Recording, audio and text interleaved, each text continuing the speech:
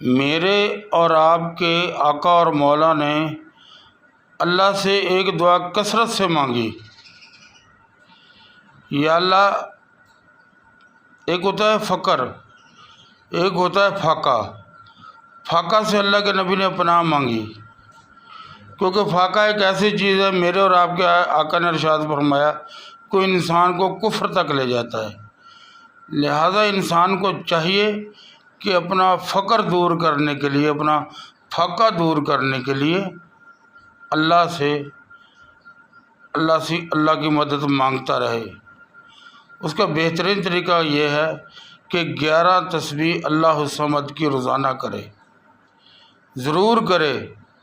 اس سے اللہ اسے دنیا کے معاملات سے بے نیاز کر دے گا اور اپنی جناب سے رزق دے گا۔ ضرور دوست یہ وظیفہ کرے۔ السلام علیکم۔